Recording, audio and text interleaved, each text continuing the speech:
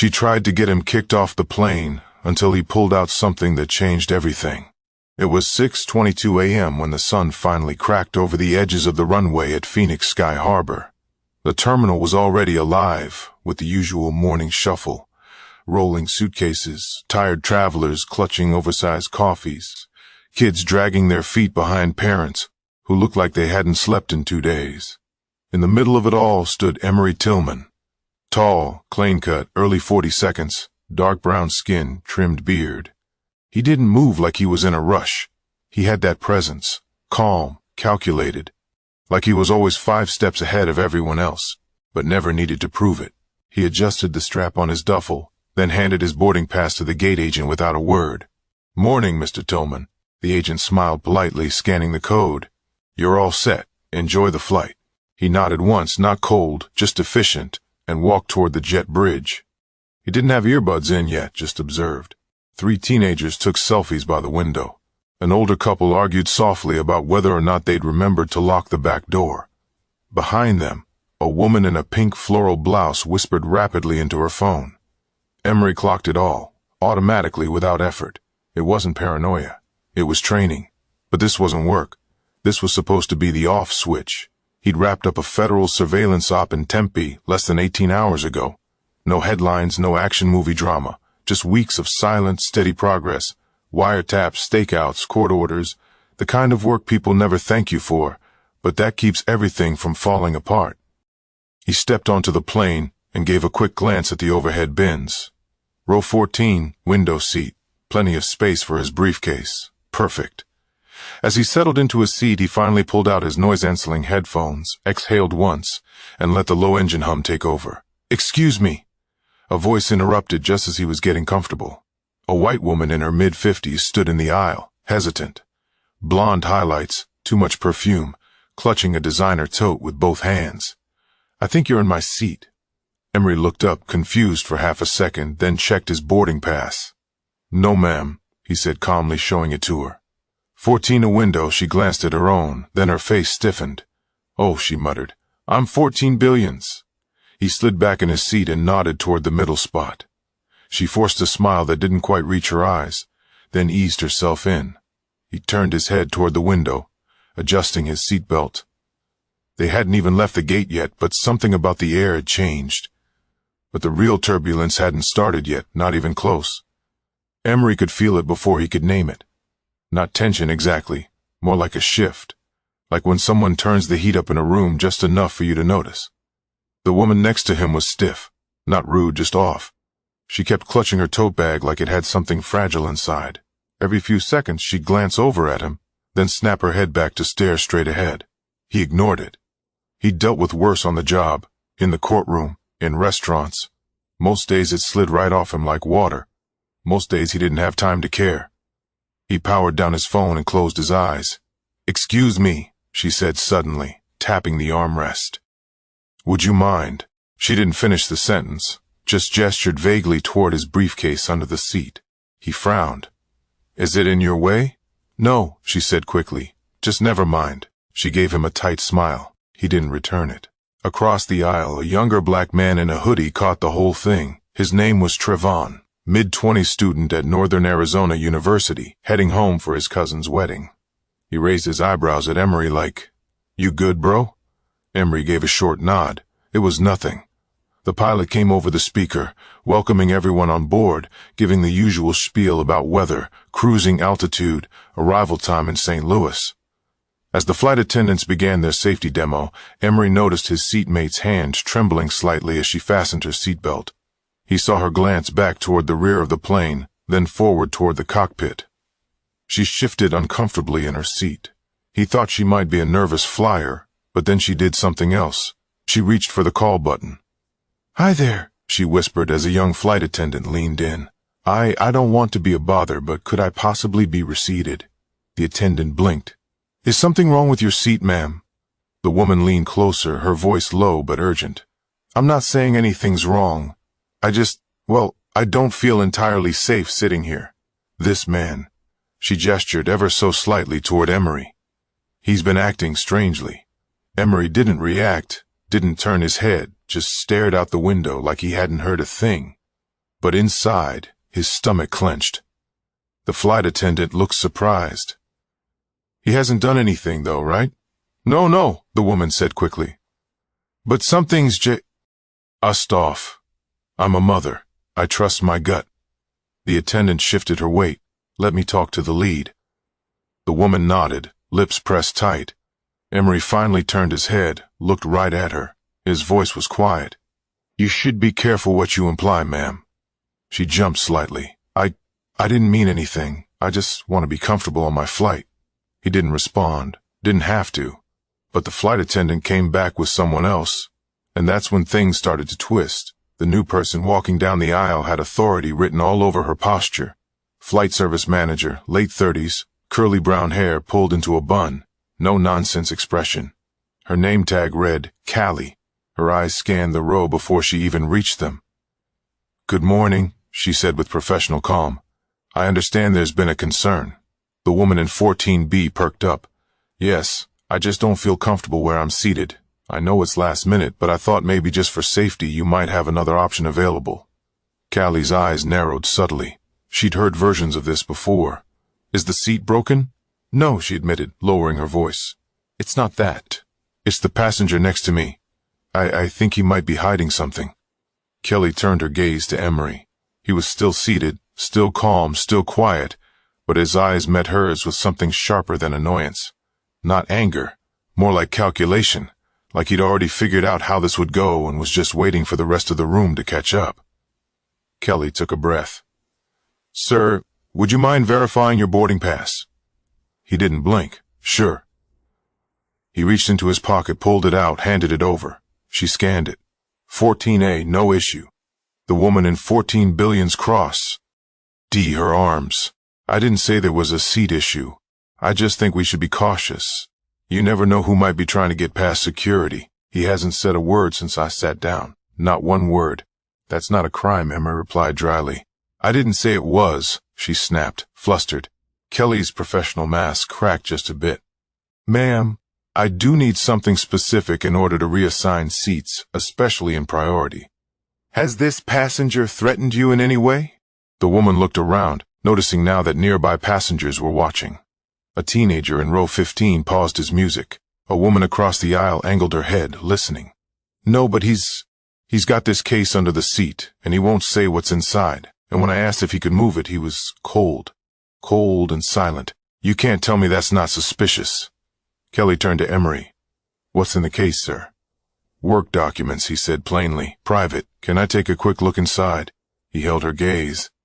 "Are you asking as TSA?" Callie hesitated. "No, sir, just as flight crew ensuring comfort." He nodded, slow and calm. "Then no." The woman scoffed, exasperated. "There, you see, he's hiding something. I knew it. Something's not right here." Now, a man in 13C turned around.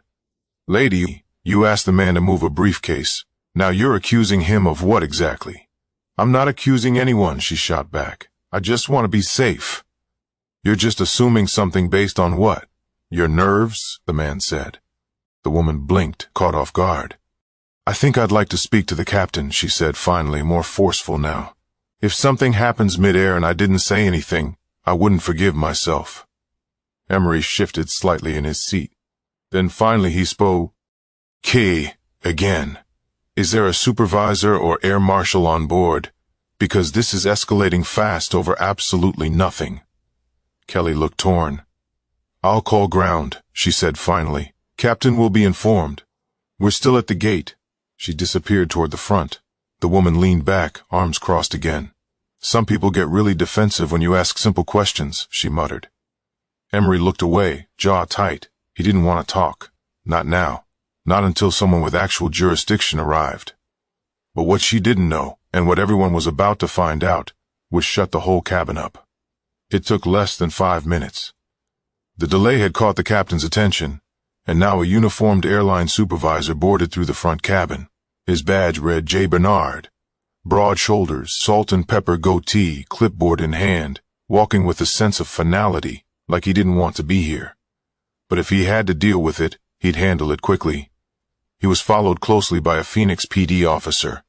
Not TSA, not federal, just local. Standard protocol when passengers cause pre-flight disturbances. The supervisor stopped at row 14, scanning the passengers. "Who made the report?" he asked flatly. "I did," said the woman in 14 billions, raising her hand with too much urgency. "I didn't want to escalate things, but I genuinely don't feel safe. I'm not saying he's done anything wrong, but he's acting off and he's being evasive. When I asked about his belongings, Emery didn't move, didn't flinch, just sat back, hands still in his lap." Bernard turned to him. "Sir, we'd like to ask you to deplane so we can speak with you briefly." "Am I being removed?" Emery asked. "Just asked to step off and speak to secure it." "Why?" "It'll only take a minute." Passengers were now fully tuned in. Even folks 5 rows up were glancing over shoulders. Emery's voice stayed level. "For what reason?" "We've had a report of suspicious behavior." Emery let out a slow breath. Then he reached into the inside pocket of his jacket, pulled out a black leather ID case, and opened it with one clean motion. The flash was quick, deliberate. Gold badge, blue seal, clear lettering, Federal Bureau of Investigation. He turned it toward the officer, who stepped back half a pace to read it. "Emery D. Tillman, Senior Special Agent, Organized Crime Division." You could have heard a cough drop hit the carpet. He closed the badge and looked directly at Bernard. "I am in the middle of returning home from a classified assignment. I boarded this flight quietly. I've done nothing to warrant removal or interrogation.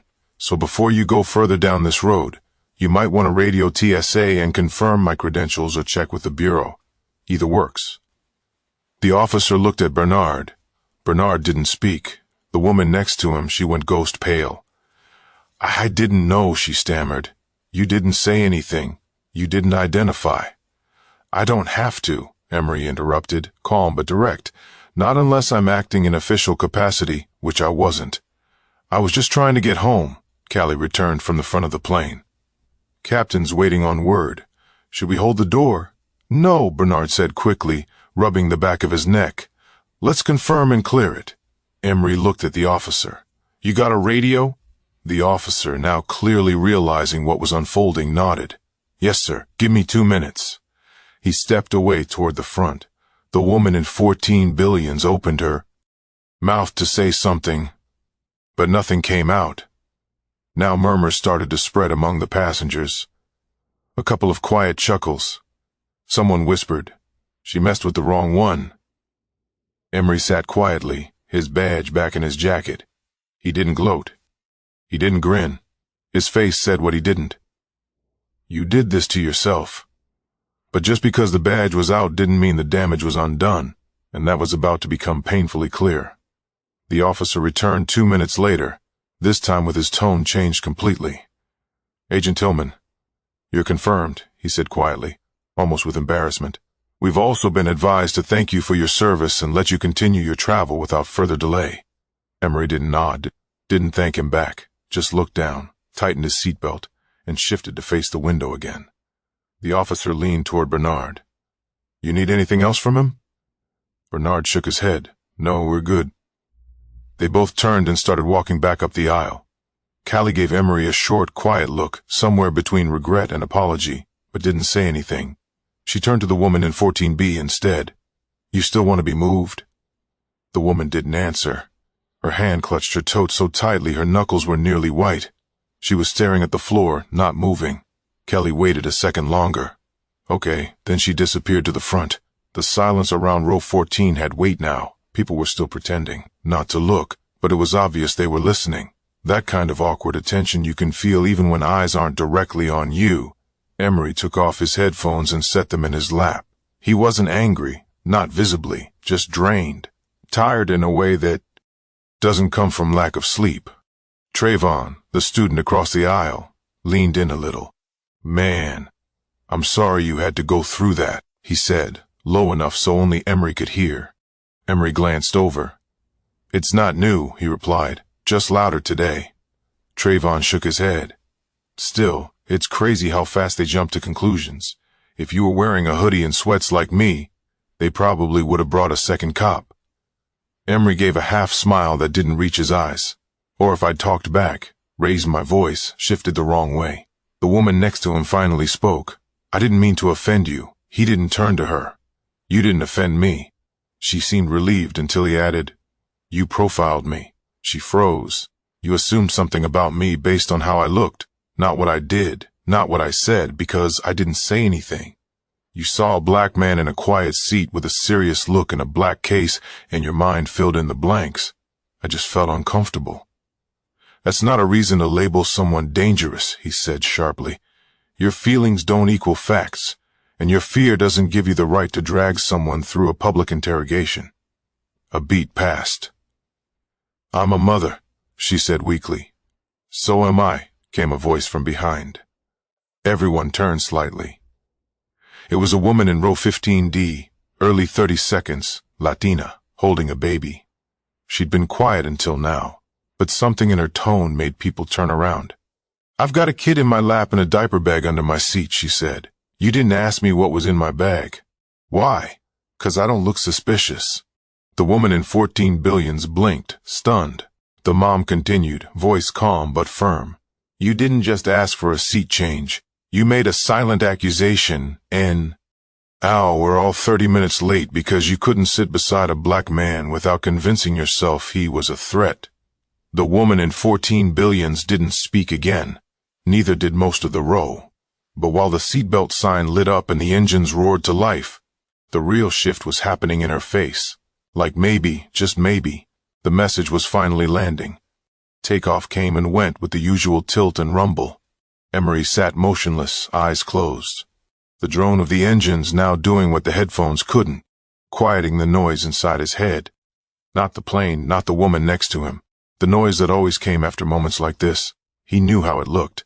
A composed black man with credentials, a clean resolution, a moment of public correction, but it wasn't victory. Not to him. This kind of moment didn't go away when the wheels left the ground. The woman in 14 billions hadn't said another word. Her body had curled slightly inward, like she wanted to fold into herself and disappear. For all her earlier confidence, now she looked small, alone, still clinging to that tote, like it was going to save her from something. Trayvon had gone back to his music, but he kept glancing over with a look that said, I see you, man. Quiet solidarity. Respect, even. 35 minutes into the flight, the silence was broken. Agent Tillman. Emery opened his eyes. The flight attendant, Callie, was back.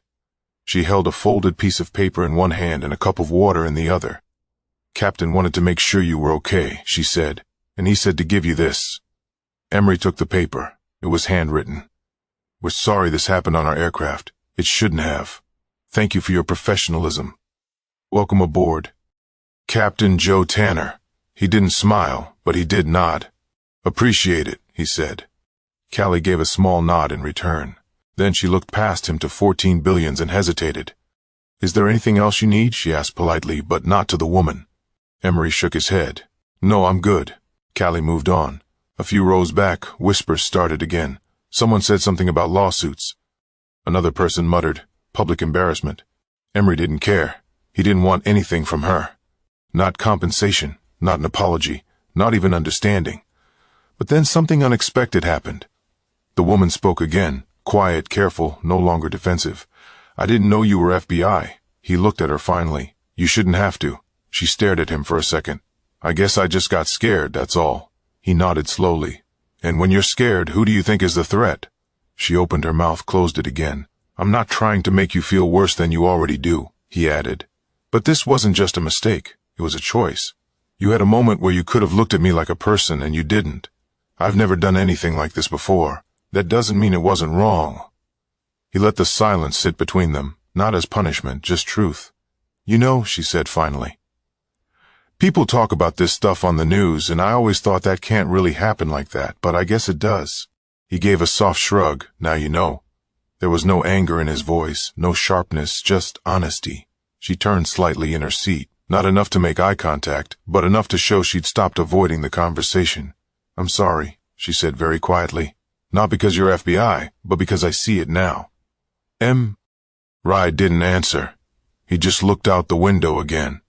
Sometimes silence is the only reply that matters. But the moment didn't end in that seat. It followed them down the aisle and all the way to the gate. Touchdown in St. Louis came with a usual bump and screech. As the plane rolled toward the gate, Seatbelts clicked open before the light even turned off. Overhead bins popped. Passengers began their standing shuffle. Everyone stretching, checking their phones, pretending the last 2 hours hadn't been heavy. Emery stayed seated. He always did. He waited until the aisle cleared a little before he stood, grabbed his briefcase and stepped into the slow procession toward the front. When he got to the exit row, Kelly was waiting. "Hope the rest of your day is better than this flight," she said quietly. He gave her a nod. "Appreciate your professionalism."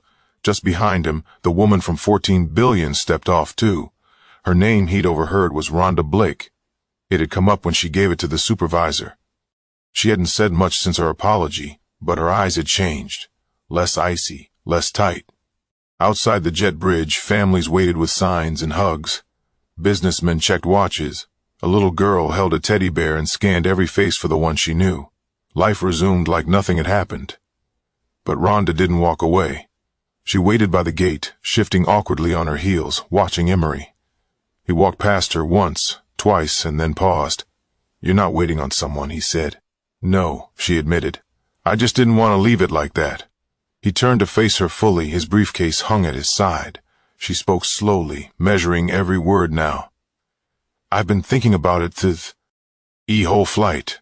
I thought if I said sorry it would be over, but it's not for me." Emery didn't say anything. She looked around, lowering her voice. "The truth is, when I sat next to you, I was uncomfortable the second I saw you, before you said a word, before you even moved. And that wasn't about you. That was about me. That got his attention," she continued, voice cracking just slightly. "I don't think of myself as racist, but I didn't need to say a slur to act on bias. I didn't need to yell or curse. I just needed to assume the worst, and I did." People passed them, not paying attention, but her eyes stayed locked on his. "I raised 2 kids," she added, "tried to teach them right. And then I acted like this in front of people, in front of you, and I didn't even realize how easy it was for me to accuse someone I didn't know." "You said you felt unsafe," Emery replied. "But what you felt wasn't safety. It was control. You weren't afraid of what I was doing. You were afraid of what I could do based on nothing." She nodded slowly. "I deserve to be embarrassed. Maybe I needed it." He studied her for a beat, searching for any signs of performance. There were none. "And I want to do better," she said, "if that means anything." Emery finally broke the silence. "Then start with the people who look like you. Talk to them. Call it out when you see it. That's how things shift." She exhaled like she hadn't thought of that before. Then she extended her hand. He looked down at it, then back at her face, and he shook it. One firm grip, 1 second. Nothing more. No cameras, no announcements, just a moment. Then he turned, walked toward the escalators, and disappeared into the crowd.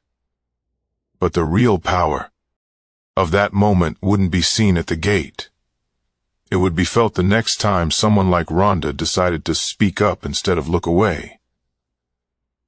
By the time Emery reached the rideshare pickup zone, the morning sun in St. Louis had turned sharp and bright, cutting through the haze of everything that had just happened. He set his briefcase down, loosened his collar, and checked his phone. A text from his wife waited at the top. "Call me when you land. Kids want to say hi." He smiled for real this time. Not the practiced, polite smile he wore when the world was watching. A real one. The kind that comes from remembering what grounds you after a storm. Behind him, people continued their rush. Drivers honking, families reuniting. Others just trying to get to baggage claim before the belt stopped.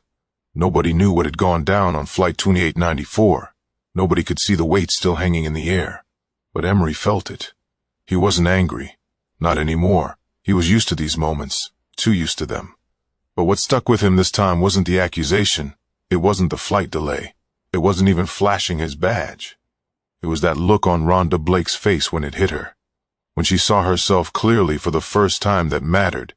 Because when you grow up in a country that teaches fear in subtle ways through news cycles, school books, whispered warnings at family dinners, undoing it takes more than a diversity seminar. It takes personal reckoning. Real confrontation with the ugly truth of what you've internalized. And not everyone gets there. But Rhonda had started to. Maybe that was enough for today. A black SUV pulled up and Emery stepped in, briefcase on his lap. Airport to Kirkwood? The doctor, Ivor asked. Yeah, Emery said. Appreciate it. The car pulled into traffic, blending into the city, the moment already fading behind. But before it vanished completely, one thought stuck in his head, the same one that always came after moments like this. What if I wasn't FBI? No badge, no federal clearance, no title to deflect suspicion. What then? Would she have gotten her way? Would they have believed her? Would the plane have taken off without him? The truth is, a uniform shouldn't be the only thing that shields a man from someone else's fear. His dignity shouldn't depend on a gold badge. His presence shouldn't require justification. He was just trying to get home. That should have been enough. And that's what this story is really about. Not a badge, not a title, but the dangerous comfort of assumptions and the lives they quietly damage. So next time you feel that flicker of fear, that whisper of suspicion, ask yourself, did they actually do something wrong, or did I just imagine they might? And if the answer shames you a little, sit with that, because that discomfort, that's the beginning of change. If this story moved you, share it. If it made you think twice, talk about it. And if you've ever stayed silent while someone else was treated like a threat for existing, don't let it happen again.